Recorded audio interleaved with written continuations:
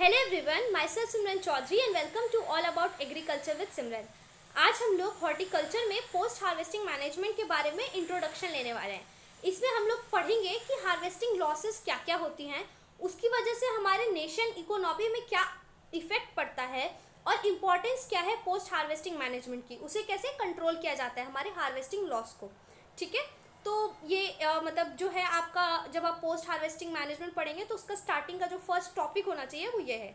ठीक है, उसके बाद हम लोग हॉर्टिकल्चर के क्रॉप्स भी साथ साथ पैरेलली कंप्लीट करते जाएंगे। तो चलिए स्टार्ट करते हैं। सबसे पहले हॉर्टिकल्चर जो है वो इंडियन एग्रीकल्चर में एक बहुत ही सिग्निफिकेंट रोल प्ले करता है। ठीक है, 30% जो जीडीपी है वो हमारे हॉर्टिकल्चर से कंट्रीब्यूट करती है। इंडिया जो है वो सेकेंड लार्जेस्ट प्रोड्यूसर है फ्रूट्स और वेजिटेबल्स के लिए। ठीक है, आप जानते हैं कि फ्रूट्स और वेजिटेबल का बहुत ही इमेंस सिग्निफिकेंस है ह्यूमन काइंड, मेन काइंड के लिए।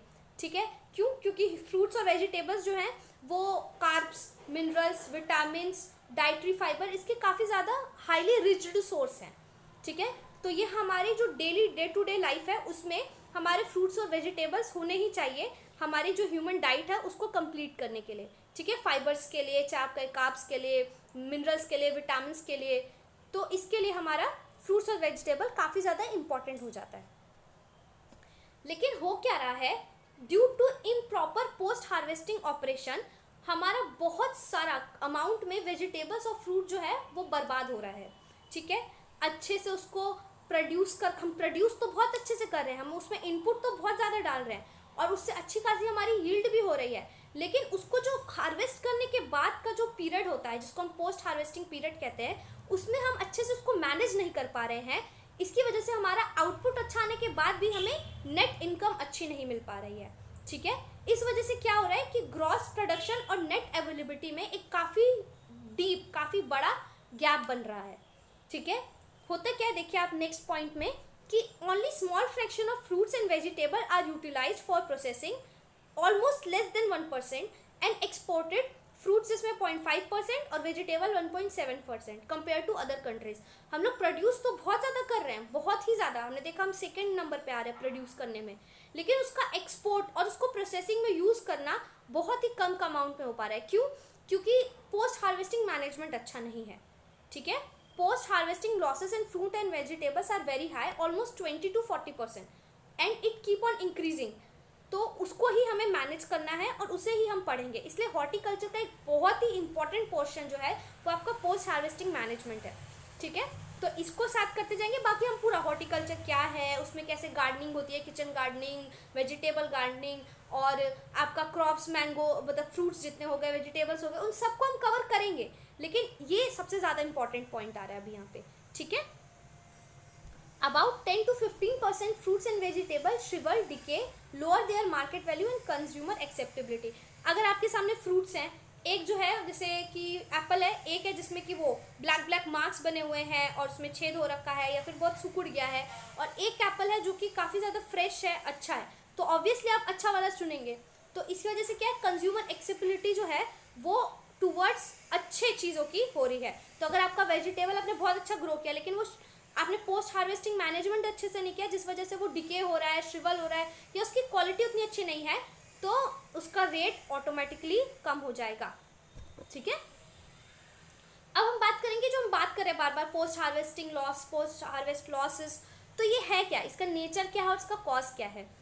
तो होता क्या है, जो भी लॉसेस आफ्टर हार्वेस्टिंग होती है, ठीक है, आपने हार्वेस्ट किया तब तक तो कोई लॉस नहीं हुआ था, लेकिन आफ्टर हार्वेस्टिंग जो लॉसेस होती है उसको हम लोग पोस्ट हार्वेस्ट लॉसेस कहते हैं। ठीक है, ये स्टार्ट होती है फील्ड से, आपने हार्वेस्ट किया, उसके बाद ये फील्ड से स्टार्ट हो जाती है, उसके बाद आपने कहाँ स्टोरेज किया, वहाँ पे होती है ग्रेडिंग उसके करने के टाइम, पैकेजिंग करने के टाइम, ट्रांसपोर्ट के टाइम, उसे होलसेल में बेचने के टाइम, रिटेलर्स के पास जाने के टाइम, और फाइनली हमारे ग्राहक कंज्यूमर के पास पहुँचने तक। इसके बीच में जितने भी लॉसेस होते हैं उसको हम पोस्ट हार्वेस्ट लॉसेस कहते हैं। होपफुली आपको समझ आ रहा होगा। ठीक है, और ज़्यादातर जो लॉसेस है वो है poor facility, lack of knowledge कि इसको कैसे स्टोर करना है। ठीक है, पोस्ट हार्वेस्ट मैनेजमेंट आखिर करना कैसा है, इसकी नॉलेज ना होने के कारण पुअर मैनेजमेंट, गोदाम में पड़े हुए हैं, राशन के बोरे पड़े जा रहे हैं, मतलब रखते जा रहे हैं, बारिश है उसका कोई हमने सिस्टम नहीं रखा उसको कंट्रोल करने का, उससे उस खराब हुए जा रहे हैं गोदाम वगैरह में। मार्केट डिसफंक्शनल हो रहा है आपका, मार्केट का कोई वही सिस्टम ही नहीं है। आपने फ्रूट्स लाया वो एकदम पर्शिएबल फ्रूट्स है लेकिन उसका मार्केट जो है वो भी लगना ही नहीं वाला है, ठीक है। तो उसकी वजह से भी वो फ्रूट्स तो बर्बाद हो जाएंगे जो पर्शिएबल है, ठीक है। और फार्मर्स की भी थोड़ी केयरलेसनेस की वजह से भी ये होता है, ठीक है। उन्होंने हार्वेस्टिंग डिले कर दी। क्या होता है जो आपके पीस वगैरह के पॉट्स होते हैं अगर उनको डिले कर देंगे, उनकी मेच्योरिटी के बाद आप काफ़ी बाद हार्वेस्ट करते हैं तो वो क्वालिटी उनकी वो नहीं रहती, वो ख़राब हो जाते हैं, उनका मार्केट वैल्यू कम हो जाता है, ठीक है। तो ये सब चीज़ें जो हैं केयरलेसनेस में आ गई। अर्ली करेंगे आप तो वो मेच्योर नहीं हुए अच्छे से, और मेच्योर होने के काफ़ी बाद आप उसे हार्वेस्ट करेंगे तो भी उसकी वैल्यू कम जाएगी। तो ये सब भी आता है आपका पोस्ट हार्वेस्ट लॉसेस के कारण, ठीक है। अब लॉसेस दो टाइप के होते हैं, एक होता है प्राइमरी लॉस और एक होता है सेकेंडरी लॉस, ठीक है। अभी हम पढ़ेंगे अच्छे से। Primary loss metabolic. मेटाबॉलिक क्या, जितना भी हमारे क्रॉप्स हैं, ठीक है, हॉर्टिकल्चर क्रॉप्स जितने भी हैं वो सब लिविंग ऑर्गेनिज्म है। आप जानते हैं आपने आलू को निकाल दिया, ठीक है, फील्ड से आपने अपने किचन में रखा, लेकिन क्या होता है उसका रेस्पिरेटरी रेट बढ़ता जाता है और आप देखेंगे उसमें बर्ड्स, आई से बर्ड्स आने लग जाते हैं। क्या वो फिर से अपना जो है ग्रोथ को जो है एक्सेलरेटेड ग्रोथ करने लगा होता है। तो ऐसा क्यों, क्योंकि वो लिविंग ऑर्गन्स है, लिविंग ऑर्गेनिजम्स है, इसीलिए। तो जितने भी फ्रेश हॉर्टिकल्चर क्रॉप्स होते हैं वो लिविंग ऑर्गेनिज्म होते हैं। तो वो क्या करते हैं आफ्टर हार्वेस्टिंग भी रिस्पायर करते रहते हैं, और ये टेम्परेचर डिपेंडेंट प्रोसेस होता है। जितना ज़्यादा आपका टेम्परेचर हाई होगा ना उतना ज़्यादा रेस्पिरेटरी रेट जो है वो बढ़ जाएगा, मतलब वो ज़्यादा रेस्पिरेशन करेगा, ज़्यादा रेस्पिरेशन करेगा तो उसका जो शेल्फ लाइफ है वो कम हो जाएगा। सॉरी फॉर दैट नॉइस, ठीक है। तो जितना ज़्यादा आप ये पॉइंट ध्यान रखिएगा, जितना ज़्यादा रेस्पिरेशन रेट हाई होता है उतनी शॉर्टर उसकी शेल्फ लाइफ हो जाती है। वेजिटेबल जैसे कि आपका अनियन, देखो अब हमने रेस्पिरेटरी रेट के ऊपर बात की, तो कुछ वेजिटेबल्स जो है जिनकी रेस्पिरेटरी रेट लो होती है, ठीक है, रेस्पिरेटरी रेट मतलब रेस्पिरेटरी एक्टिविटी वो लो होती है, तो वो कौन से होते हैं, तो पोटैटो, अनियन, ककम्बर। कितनी, तो लेस देन 40 to 80 मिलीग्राम पर CO2 पर kg आवर, ठीक है। ये लो है, ये आपको ध्यान रखना है। ये वाला जो पैरा है ना ये इंपॉर्टेंट है आपके कॉम्पिटिटिव एग्जाम की वजह के लिए, या फिर MCQ जो आते हैं आपके एग्जाम्स में सेमेस्टर में भी, उसके लिए इंपॉर्टेंट है। तो लो रेस्पिरेटरी एक्टिविटी किसकी होती है, पोटैटो, अनियन, ककम्बर की। कितनी, तो लेस देन 40 to 80 mg पर CO2 पर kg पर आवर। अगर मॉडरेट की बात करें, मॉडरेट रेस्पिरेटरी एक्टिविटी, तो वो आपकी टमाटो, कैरेट, पेपर की होती है जो कि होती है 40 to 80 kg। हाई की बात करें, हाई रेस्पिरेटरी रेट, तो वो आपका होता है रेडिश और पी का, दैट इज 80 to 120। और जो एकदम एक्सट्रीमली हाई होता है वो आपका कॉलीफ्लावर का होता है। ये बहुत इंपॉर्टेंट है, मैंने हमारी कम्युनिटी पोस्ट पे क्वेश्चन भी डाला था कि बहुत ही एक्सट्रीमली हाई रेस्पिरेटरी रेट किसका होता है, तो उसका आंसर था कॉलीफ्लावर। कितना, तो मोर देन 120 mg पर CO2 पर kg पर आवर, ठीक है। उसके बाद एक तो ये बात हो गई कि सारे ऑर्गन जो वो एक्सपायर वगैरह करते हैं, फिर टेम्परेचर डिपेंडेंट भी, अगर हाई टेम्परेचर रहेगा तो उसकी शेल्फ लाइफ ऑटोमेटिकली कम होने लगेगी क्योंकि उसकी रेस्पिरेटरी एक्टिविटी बढ़ जाएगी। दूसरा क्या होता है कि इथाइलिन भी आपके जो वो है हॉर्टिकल्चर क्रॉप्स है वो इथाइलिन प्रोड्यूस करते हैं। इथाइलिन क्या होता है, ये भी ग्रोथ रेगुलेटरी हार्मोन में हमने पढ़ा हुआ है। इथाइलिन 5 होते हैं ना, ऑक्सिन, साइटोकाइनिन, जिब्रेलिक एसिड और आपका इथाइलिन और एब्सिसिक एसिड। तो इथाइलिन जो है ना वो गैसेस फॉर्म में है, ठीक है। आपका जो इकलौता आपका PGR है वो गैसेस फॉर्म में इथाइलिन है। तो वो जो है सीक्रेट होता है, तो उससे सेंसेस होती है, मतलब आपकी जो रॉ अगर आपका एप्पल है तो वो जल्दी जल्दी क्या कहते हैं उसको, राइपिन होने लगेगा, जल्दी पकने लगेगा, हाँ एग्जैक्टली पकने लगेगा जल्दी। तो इथाइलिन जो है वो सेंसेस कराता है, और इससे क्या होता है कि आपका रेट ऑफ रेस्पिरेशन इंक्रीज होता है। तो अगर इथाइलिन का कंसंट्रेशन ज़्यादा होगा तो आपका रेट ऑफ रेस्पिरेशन भी इंक्रीज हो जाएगा, ठीक है। और जो आपके मैंने अभी आपको स्टार्टिंग में बताया था कि पोटैटो, अनियन में जो ट्यूबरस और बल्बुलस क्रॉप हो गई, जैसे कि आपका पोटैटो, अनियन, उसमें जो स्प्राउटिंग होती है वो क्या दर्शा रहा है कि आपका जो है रिजम्पशन हो रहा है आपकी एक्सेलरेटेड ग्रोथ एक्टिविटी का, ठीक है। तो उससे भी उसकी शेल्फ लाइफ डिक्रीज हो जाती है। ये था मेटाबॉलिक कॉजेज।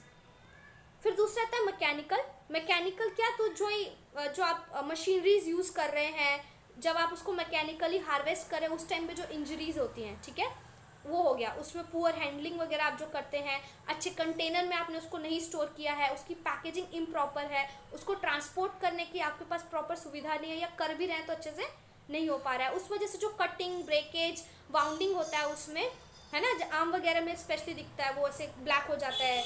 वो क्या होता है कि जब वो ट्रांसपोर्ट करते हैं तो वो गिरता है, तो उस गिरने की वजह से उसमें ब्लैकनिंग वगैरह होने लग जाती है या पिचक जाएगा। तो ये सब मैकेनिकल में आ गया। एक बार हम पढ़ लेते हैं।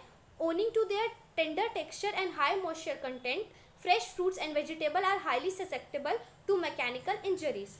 Poor handling, unsuitable container, improper packaging, transportation can easily cause bruising, cutting, breakage, impact, wounding and other form of injuries. These all things come under mechanical primary losses. फिर आपका आता है फिजियो बायोकेमिकल लॉसेस, मतलब जो आपका transpiration loss होता है, respiratory loss होता है, या स्प्राउटिंग वगैरह जो हो जाता है आपके ट्यूबर्स और बल्ब्स, उसको जो ये सारे जो हैं ये आपके फिजियो बायोकेमिकल लॉसेस में आते हैं। ठीक है। फिर माइक्रोबियल लॉसेस, तो आपको पता है कि माइक्रोब्स फ्रेश फ्रूट्स में लगी जाते हैं अगर आपने उसका प्रॉपर मैनेजमेंट नहीं किया है हार्वेस्टिंग के बाद।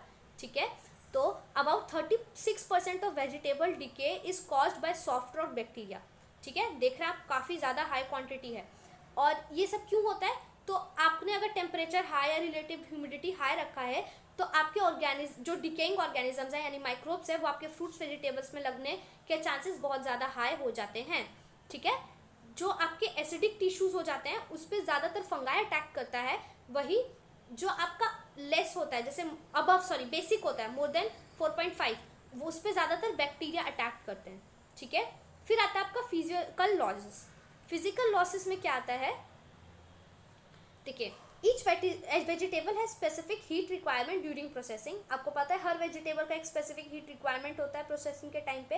एक्सेस और insufficient heat during processes, improper cold storage temperature and relative humidity, and undesirable gas composition of controlling atmosphere storage lead to physical damage due to tissue breakdown। ठीक है। आप जो स्टोरेज करते हैं उस टाइम जो उसको टेम्परेचर चाहिए अगर आप उससे कम या एक्सेस दे देते हैं तो जो क्रॉप्स में लॉसेज होता है, उसके टिश्यू में जो डैमेज होता है। आपको पता है ना कि आप उसको लो टेम्परेचर पे रखते हैं लेकिन फ्रीजिंग पॉइंट से 22 डिग्री सेल्सियस ज़्यादा ही रखा जाता है। ठीक है, एग्जैक्टली फ्रीजिंग में नहीं। तो वही कहा जा रहा है कि ज़्यादा या कम करने से जो उसमें टिश्यू ब्रेकेज होता है ना वो फिजिकल लॉसेस के अंदर आता है। ठीक है। या फिर आप एटमॉस्फेयर में कंट्रोल करने के चक्कर में आपने कुछ अलग ही गैसेज उसमें इंक्लूड कर दी हैं। ठीक है, उस वजह से भी ये लॉसेज होते हैं। फिर आपका physiological losses, human avers of refusal to eat vegetable for religious purpose और पर्सनल रीजन। ठीक है, बहुत सारे जैसे कि जेनेटिक मॉडिफाइड क्रॉप्स जो आते हैं, ठीक है, फ्रूट्स, एप्पल्स, इनमें और ज़्यादा विटामिन और ज़्यादा न्यूट्रिशन डालने के लिए उनको जेनेटिकली मॉडिफाई कर दिया जाता है। या फिर कोई एप्पल जो है बहुत मेहनत से फार्मर ने उगाया, सब किया, लेकिन उसको लाने तक में उसमें डैमेजेस हो गए। ठीक है, वो गिर गया, वो थोड़ा सा पिचक गया, तो जो ह्यूमन रिफ्यूजल कर देता है, ठीक है, कि ये तो अच्छा नहीं है, ये नहीं खाया, तो वो उसका लॉस तो है ना, वो कोई नहीं लेगा तो वो तो वेस्ट हो जाएगा। तो वही है फिजियोलॉजिकल लॉसेस में। ठीक है। फिर हम बात करते हैं सेकेंडरी लॉसेस की। सेकेंडरी लॉसेस में सबसे पहला आता है हार्वेस्टिंग लॉसेस। इसमें क्या है, हार्वेस्टिंग के टाइम पे इनएडिक्वेट हार्वेस्टिंग फैसिलिटी, आपके पास अच्छी हार्वेस्टिंग फैसिलिटी नहीं है, आपने रफ हैंडलिंग की, ऐसे रफली, जैसे आपका चिली है उसका वो जो ग्रीन वाला डंडा होता है उसको आपने तोड़ा ही नहीं, या किसी में पूरा ही तोड़ दिया, तो वो तो लॉस हो गया ना, वो नहीं लेगा कोई, वो वहाँ तक उतना जा ही नहीं पाएगा, पर्शिएबल हो जाएगा वो तो। ठीक है, तो ये हो गया। फिर प्रोलाइन हार्वेस्टिंग में हमने बहुत ज़्यादा टाइम ले लिया। ठीक है, मैंने बताया ना मेच्योरिटी के काफ़ी देर बाद आपने उसको हार्वेस्ट किया तो उतनी ज़्यादा यील्ड तो दिखेगी लेकिन आपको उतना नेट जो बेनिफिट है वो नहीं मिल पाएगा। ठीक है, आपने प्रॉपर मशीनरीज यूज़ नहीं की, इक्विपमेंट यूज़ नहीं किया, उसकी वजह से मतलब क्या कहते हैं वो जंग खाए मशीन्स वगैरह लोग यूज़ करते हैं, जो रस्टिंग हो जाती है वो यूज़ कर लेते हैं, तो उससे क्या वो आपका सेब खराब हो जाता है, ऑक्सीडाइज होने लगता है, तो वो तो बर्बाद हो गया। तो इनसे इम्प्रॉपर मशीनरीज के यूज़ करना। ठीक है, हार्वेस्टिंग ऑफ वेजिटेबल ड्यूरिंग और immediately after rain creates condition favourable for decaying organism. Just बारिश हुई और आपने उसको हार्वेस्ट कर लिया तो क्या होगा, उसमें मॉइस्चर कंटेंट बढ़ जाएगा, रिलेटिव ह्यूमिडिटी एटमॉस्फेयर में बढ़ जाएगी और आपका माइक्रोब्स लगने के चांसेस बहुत ज़्यादा बढ़ जाएंगे। ठीक है। फिर आता है आपका पोस्ट हार्वेस्ट लॉसेस। ये तो हार्वेस्टिंग के लॉसेस था। पोस्ट, तो पोस्ट में क्या है, वही ट्रांसपोर्टेशन और डिस्ट्रीब्यूशन, उस टाइम पे अगर आपने गड़बड़ी कर दी तो वही गड़बड़ी है। फिर legal losses, strict legal standard will be given better price to farmers and superior quality to consumer. एक प्रॉपर लीगल राइट्स ही नहीं है, एक लीगल स्टैंडर्ड जो जैसे AFO वगैरह होता है ना, FAO सॉरी, इस टाइप का जो IFCO वगैरह हो गया, इस टाइप का एक प्रॉपर स्ट्रिक्ट लीगल स्टैंडर्ड्स रखना चाहिए। अगर वो रखेंगे तो इससे क्या होगा, फार्मर को भी बेटर प्राइस मिलेगा। सेब बिक तो यहाँ पे 70 रुपये किलो, 80 रुपये किलो रहा है, लेकिन फार्मर से उसने 10 रुपये 5 रुपये किलो खरीदा, तो वो ना हो। और कंज्यूमर के लिए भी तो नुकसान है ना, उसने तो फार्मर से 5-10 लिया और यहाँ में 70-80 बेच रहा है, तो कंज्यूमर को भी नुकसान हो रहा है, फार्मर को भी। ये ना हो, इसके लिए एक स्ट्रिक्ट लीगल स्टैंडर्ड्स मेंटेन किए जाने चाहिए। ठीक है, ये भी एक कारण है इतना ज़्यादा लॉस होने का। ठीक है, क्योंकि लोग ज़्यादा महंगा तो खा ही नहीं रहे हैं एप्पल्स, तो वो तो वेस्ट हो रहे हैं ना, ग्रो जितना करा जा रहा है, और फार्मर को भी इतना ग्रो कर रहा है, उसको बेनिफिट ही नहीं मिल रहा है, तो उसके लिए भी वेस्ट ही है।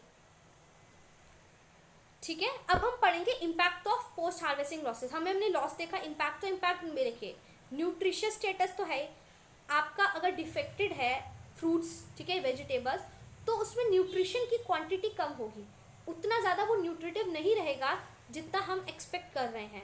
अगर वो न्यूट्रिटिव नहीं रहेगा तो इकोनॉमी लॉस भी होगा। कैसे? हम लोग कंज्यूमर लोग लेंगे नहीं, ठीक है, आपने मान लो उसको एक्सपोर्ट कर दिया, लेकिन बाहर के कंट्रीज़ में वो जब मार्केट वैल्यू ख़त्म हो जाएगी ना, कि इंडिया के फ्रूट्स जो हैं वो अच्छे नहीं आ रहे हैं, तो आपका जो मार्केट में एक नाम है वो ख़राब हो जाएगा। उसके बाद नेक्स्ट टाइम आपको उतना टेंडर नहीं मिलेगा, आप उतना एक्सपोर्ट नहीं कर पाएंगे, आप उतना इनकम नहीं कमा पाएंगे। तो अगर पोस्ट हार्वेस्ट लॉसेस होते हैं तो उससे हमारी न्यूट्रिशन स्टेटस और हमारी इकोनॉमी दोनों को काफ़ी ज़्यादा लॉस होता है। नेक्स्ट अब हम पढ़ेंगे कि कैसे हम उसको मिनिमाइज कर सकते हैं।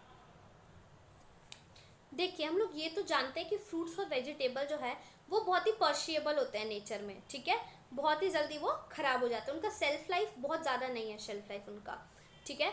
तो एक साइंटिफिक हार्वेस्टिंग और एक प्रॉपर प्रैक्टिसिंग ऑफ हैंडलिंग बहुत ही ज़्यादा इम्पॉर्टेंट है, ताकि हम रिड्यूस कर सकें लॉसेस जो कि फिजिकल डैमेज से हो रही है, स्पॉइलेज से हो रही है, या इंसेक्ट्स की वजह से, माइक्रोब्स की वजह से हो रही है। इन सब को प्रिवेंट करने के लिए एक हमें साइंटिफिक मेथड या एक अप्रोच क्रिएट करना पड़ेगा, ठीक है। तो इसके लिए बहुत सारे प्रोटोकॉल्स या कहते हैं आप लाए गए हैं, बहुत मेथड्स हैं जो कि बेस्ट रिजल्ट दे रहे हैं और इकोनॉमिकली बेनिफिट भी कर रहे हैं, ठीक है। उसमें से कुछ हम यहाँ पे पढ़ते हैं, और तो बहुत है जो हम पढ़ते रहेंगे, लेकिन ये कुछ है जो हम अभी पढ़ने वाले हैं।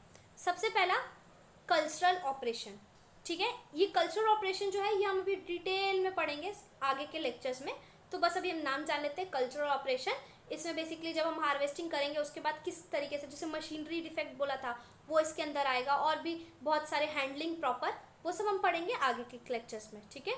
हार्वेस्टिंग तो देखो, हार्वेस्टिंग में क्या आपको बताया मैंने कि ये नहीं कि बहुत ज़्यादा मेच्योर हो चुका है उसके काफ़ी टाइम बाद आप तोड़ रहे हैं, हार्वेस्ट कर रहे हैं, या मेच्योर होने से बहुत ही पहले कर रहे हैं, उन दोनों तरीकों से आपका लॉस ही लॉस होगा, ठीक है। तो over maturity in crops like carrot and radish causes sponginess and pithness, ठीक है। The delayed harvesting of onion and garlic reduces storage quality। वही वाली बात है, मैंने आपको यहाँ पे एग्जांपल दे दिया कि कैरेट रेडिश में क्या होता है, अगर आप उसके मैच्योर होने के काफ़ी बाद उसको हार्वेस्ट करेंगे तो वो स्पॉन्जी हो जाता है, कहते हैं ना वो खिच्चा, जिसे कहते हैं कि ये रेडिश जो है, ये खिच्चा, मूली जो है खिच्ची है, ये बहुत ही ज़्यादा पकी हुई है, तो वैसा कुछ कहते हैं, ठीक है। तो ज़्यादा वो एज्ड होगी ना तो उसमें वो स्वाद नहीं रहता है, वो टेस्ट नहीं रहता है, स्पॉन्जी रहता है, और उससे लोग ज़्यादातर खरीदते नहीं हैं। तो इस चीज़ को प्रिवेंट करने के लिए हमें उसे टाइम पे मैच्योरिटी जैसे आई, उसका जो प्रॉपर ड्यूरेशन है उसी टाइम पे हमें उसे हार्वेस्ट कर लेना चाहिए, ठीक है। वैक्सिंग एक बहुत अच्छा मेथड है। इसमें क्या होता है कि आपके फ्रूट्स पे, आप वेजिटेबल्स पे एक प्रोटेक्टिव कोट लगा देते हैं ऊपर में, जिससे क्या है कि मॉइस्चर जो है ना उसमें उसका रिडक्शन नहीं होता, वो रेस्पायर नहीं कर पाता, और वो ट्रांसपिरेशन भी उसमें नहीं पाता, ठीक है, जिसकी वजह से उसका स्टोरेज लाइफ बढ़ जाता है। लेकिन अब इसमें क्या है, जैसे हमने स्टार्टिंग में एक पढ़ा था ना, और पॉइंट सेकेंडरी में, कि ह्यूमन बिलीव्स साइकोलॉजी पे, तो उसमें क्या होता है, जो वैक्स्ड किए हुए फ्रूट्स होते हैं लोग उसे प्रेफर नहीं करते हैं क्योंकि उसमें वैक्सिंग लगी हुई है, और उसको क्या है आप प्रॉपरली मतलब उसको गर्म पानी में डाल के छोड़ना होता है ताकि वो लेयर हट जाए, वो सब, या फिर उसको पील आउट करना पड़ जाता है, वो सब लोग नहीं करते हैं, प्रीफर करते हैं कितना टाइम किसके पास है ये, और इसीलिए बहुत लोग इसको अवॉइड भी कर देते हैं। तो ये एक कॉन्ट्राडिक्टरी मेथड है अकॉर्डिंग टू मी। वैक्सिंग अच्छा भी है लेकिन ख़राब भी है, ठीक है। Edible coatings, these are continuous matrix prepared from edible materials such as protein, polysaccharide and lipids. They can be used as film wraps and when consumed with food become an ingredient of food, ठीक है। ये आप जो मैंने पहले वाले point में बोला ना उसका नुकसान है, तो उसको ठीक करते हुए एक मॉडिफाइड आया एडिबल कोटिंग्स। ये क्या होता है, तो ये वैक्स नहीं होता है, ठीक है। इसका काम भी सेम है कि वो आपका कवरिंग कर देगा, रैप कर देगा, आपका रेस्पिरेटरी लॉस कम हो गया, ट्रांसपिरेटरी लॉस कम हो गया, ठीक है, मॉइस्चर कंटेंट उसमें बचा रह गया, माइक्रोब्स का अटैक नहीं होगा। लेकिन इसमें जो लेयरिंग होती है वो वैक्स की नहीं होती है, वो ऑर्गेनिक एडिबल मटेरियल्स होते हैं, प्रोटीन, पॉलीसेक्राइड, लिपिड्स के वो बनाए गए होते हैं, ठीक है। जिसको आपने कंज्यूम भी किया तो वो एक्चुअली में फूड का एक इंग्रेडिएंट बन गया, ठीक है, उससे कुछ नुकसान नहीं होगा। ये क्या करता है, ये सिर्फ मिनिमाइज ही नहीं करता है पोस्ट हार्वेस्टिंग लॉसेस को, but also need for energy intensive operation and control atmospheric storage, ठीक है। उसका न्यूट्रिशन वैल्यू भी वो थोड़ा बढ़ा देता है। They can control migration of gases, moisture, oil, fat and solutes as well as retain volatile flavoring compounds। वो जो उड़ जाते हैं ना compounds, उसमें जो flavoring होता है, अगर आप ज़्यादा देर बाहर रख देते हैं तो वो भी वो कंट्रोल करके रखता है। An edible coating improves structural integrity and mechanical handling and carry products so that they can help to maintain quality and inhibit microbial activity causing deterioration of the product, ठीक है।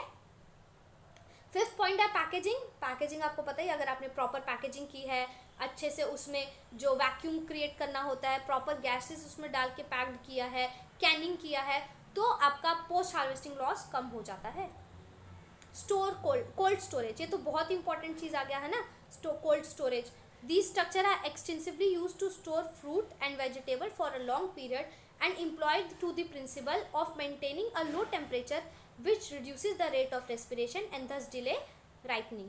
Storage temperature few degree above freezing point is desirable, जो मैंने आपको starting में बोला था कि freezing point से कुछ ज़्यादा ऊपर रखना होता है। इसमें क्या करते हैं हमने बताया ना कि टेम्परेचर हाई रहेगा तो रेस्पिरेटरी रेट बढ़ जाएगा, ट्रांसपिरेशन रेट भी बढ़ जाएगा, उसमें बल्बनेस, ट्यूबर्स जो फ्रूट्स होते हैं, आपके वेजिटेबल्स होते हैं, उसमें आपके स्प्राउटिंग्स होने लगेगी और आपका शेल्फ लाइफ कम हो जाएगा, है ना, ये राइपनिंग होने लगेगी। तो उन सबको प्रिवेंट करते हुए हम क्या करते हैं, हम उनको स्टोर ही इतने लो टेम्परेचर पे करते हैं कि ना उसमें रिलेटिव ह्यूमिडिटी बढ़े, ना वो एक्सपायर करे और उसका शेल्फ लाइफ बढ़ा रहे, ठीक है। लेकिन एकदम फ्रीजिंग पॉइंट या बहुत ही बिलो द फ्रीजिंग पॉइंट नहीं करना होता है, वरना फिर उसमें टिश्यू ब्रेक डाउन हो जाएगा, ठीक है, जो हमने पीछे पढ़ा हुआ था पीछे की स्लाइड्स में, तो वो हो जाएगा। इसलिए फ्रीजिंग पॉइंट से कुछ डिग्री ऊपर रखा जाता है और वो आइडियल टेम्परेचर होता है, ठीक है।